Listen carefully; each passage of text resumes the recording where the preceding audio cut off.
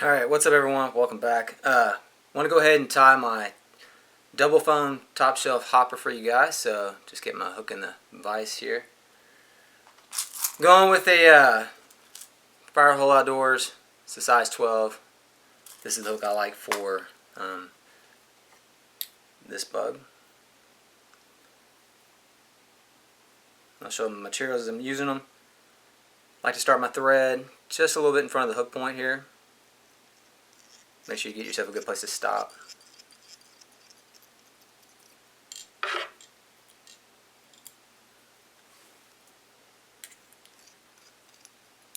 Then I ride back to about right at the bend there.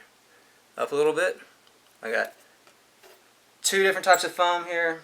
This is just craft foam from Walmart.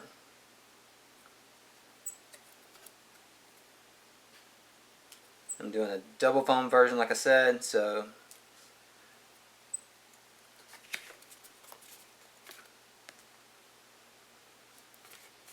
doing a dark tan on top of light tan, and you want to put down the whatever top color needs to go down first. So all I've done was kind of hit my edges here.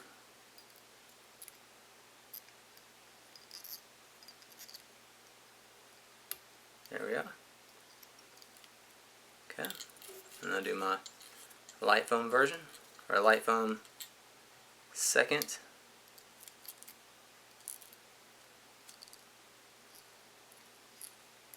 There you go. I'll give you an idea. So it starts at the right here at the back of the hook, and then I just add some dubbing. I like Hairy Ice Dub, Hare's Ear. It's got a little bit of Hare's Ear and it's got a little bit of flash in it. So not really doing a dubbed out body, but I like to add a little bit just to give it some flash and some bugginess. So we'll just add that on, but I'm not going to build like a dubbed out body or anything. So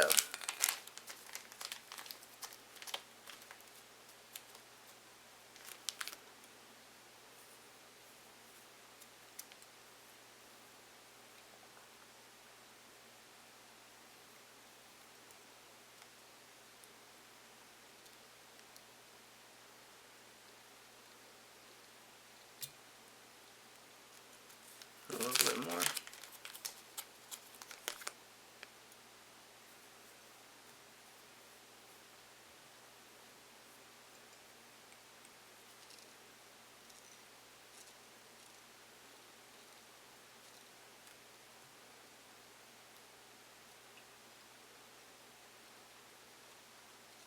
I don't want to pack down my dubbing or anything, so, but about there. Just push that up. Put it all over at once. Kind of pinch it and give it a kind of a loose wrap. And then pull it, and it should slide over for you. Couple wraps in front.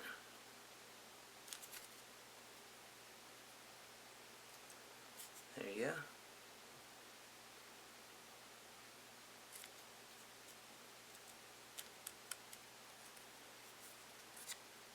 If you get any dubbing you don't like, you can always come in here and clean it out. From here, just work my thread forward, making sure not to get too close to the eye, because this is the part where if you're not careful, you'll crowd your eye. Same thing, a couple of loose wraps, pull it tight, couple wraps in front, and then back, and then back to the front here. Alright, that's looking pretty good. So from here, I have some micro flash. What I like to do is add 4, maybe 5 strands. Not a ton, but just a little bit to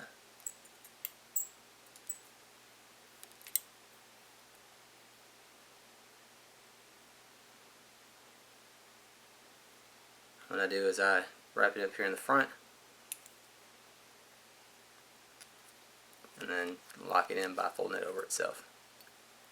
and then back up. You notice when I first started, I didn't bind that down just a ton because I knew I was going to add some more thread wraps on it.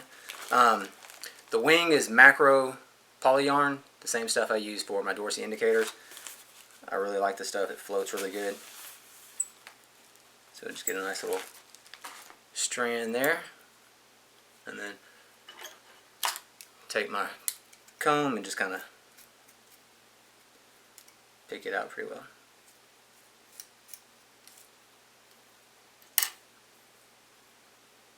And same thing, I'm going to put it right here behind the foam. That way I have a nice taper on my body and nothing's just kind of falling off. A couple wraps and pull the other side back over.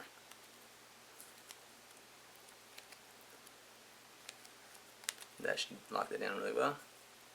I leave this long just because it'll get in the way when you're first starting to add the rest of this in. So from here, I go ahead and add my hackle in. So just find you something, doesn't have to be perfect, but give me an idea. Should match the hook gap pretty well. So I'm gonna put that right behind, butt that up nicely against the, try to get that underneath, there we go. And then a couple wraps. I'm gonna trim that right there because I don't need too much further than that. Wrap that down, and that should give me a place to stop. From here,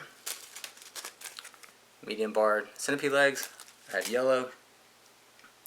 This is just one side, and I just cut it in half.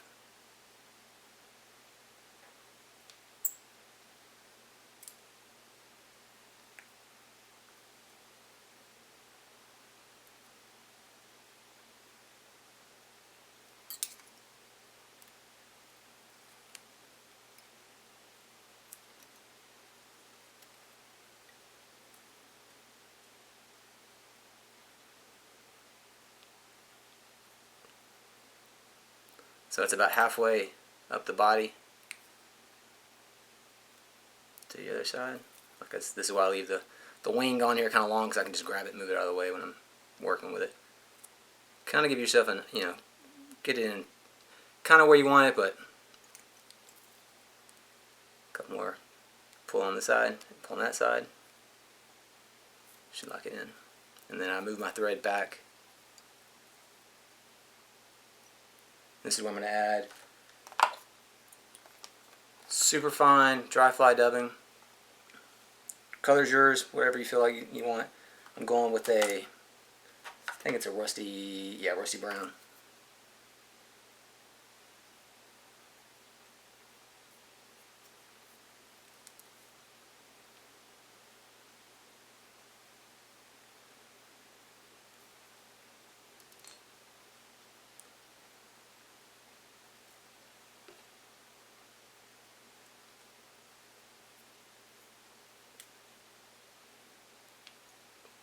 Move that up. Everything out of the way.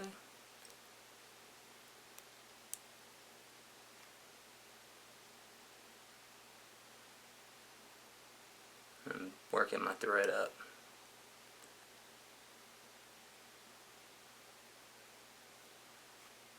Put some more on.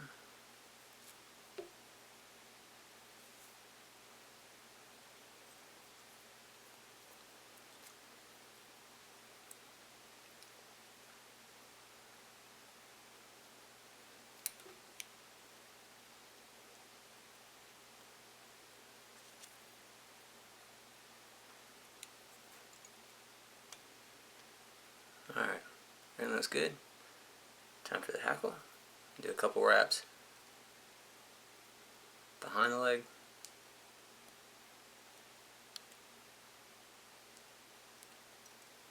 Couple wraps in between the leg.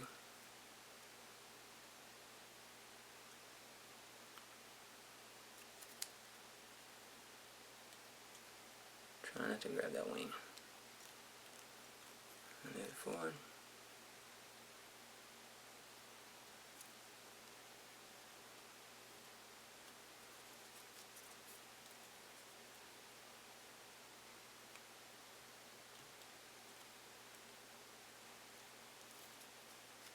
You could use a Hackle plier if you wanted.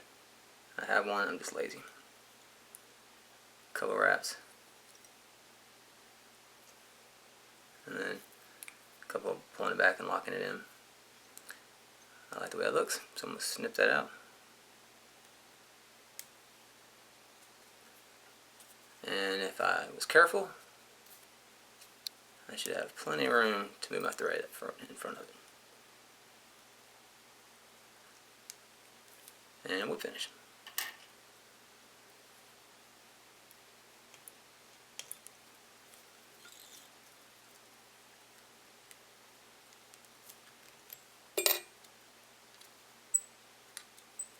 And there you are. So from here, just shim out the head.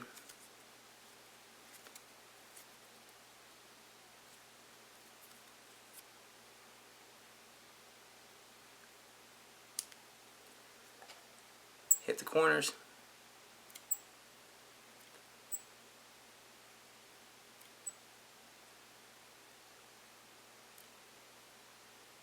Then I grab my wing.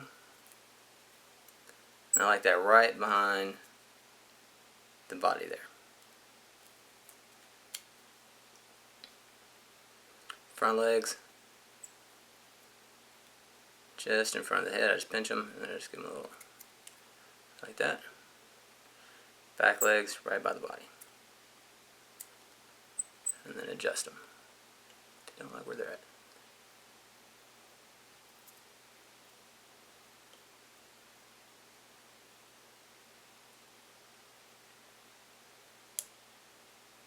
And there you are.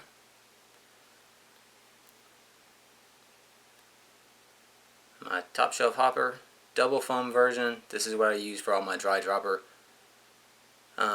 Started off as a single foam version that I tied for grass carp.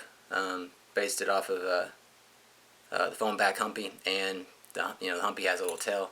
First thing I did was cut the tail off because I didn't want, when the grass carp come up to eat, they come from behind, and if there's a tail, they tend to push the fly away. So when I started going out to Colorado and making trips and things, I added a second piece of foam on it for it to be a hopper dropper rig, and that's what I got. I'll also tie it down to a size 10. Hope you guys enjoyed the video. Thanks for watching.